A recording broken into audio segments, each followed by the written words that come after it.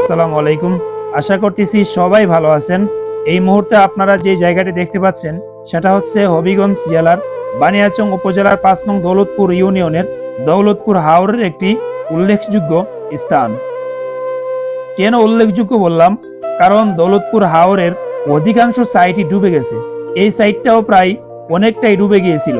গত 2 দিন বৃষ্টি কম হওয়াতে পানি এখান থেকে কিছুটা নিচে নেমে গেছে, কিন্তু আজকে সকাল থেকে নিয়ে দুপুর পর্যন্ত যে পরিমাণে বৃষ্টি হয়েছে সেই বৃষ্টিতে পানি আরো প্রায় 1 হাতের মতো বেড়ে গেছে।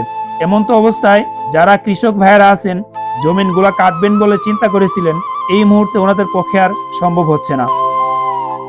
গত কয়েকটা ভিডিওতে হাওরের অন্য সাইডের চিত্র আপনাদের দেখাবার চেষ্টা করেছি, কিন্তু আপনারা এই মুহূর্তে যে চিত্রটি দেখতে পাচ্ছেন অনেকের কাছে মনে হতে পারে এখানকার ধানগুলা তো কিছুটা ভেসে আছে।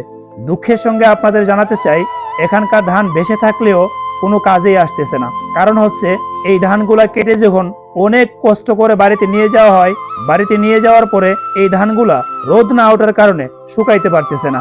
ধান শুকাইতে না পারার কারণে সেই ধানের মধ্যে চারা জন্মাচ্ছে, আর একটা চারা জন্মানো ধান না খাওয়া যায় না বিক্রি করা যায়। সেই সুবাদে বলবো, যাদের জমি ডুবে গেছে এবং যাদের জমি ভেসে আছে, ক্ষতির পরিমাণ কিন্তু একদম সমান। জানি না এই অঞ্চলের কৃষক ভাইয়েরা সরকারিভাবে কোনো ধরনের কোনো সুযোগ সুবিধা পাবে কিনা, কারণ এখন পর্যন্ত প্রশাসনিকভাবে কোনো ধরনের কোনো আশ্বাস দেয়া হয় নাই। আমরা চাইবো এই এলাকার মধ্যে প্রশাসনিকভাবে অথবা সরকারিভাবে আসুন, দেখুন, ভিজিট করুন আমাদের কৃষক ভাইদের কি অবস্থা রয়েছে বর্তমানে। আমরা চাই এই এলাকার মানুষ সরকারিভাবে কিছুটা হলেও যেন সাহায্য সহযোগিতা পায়।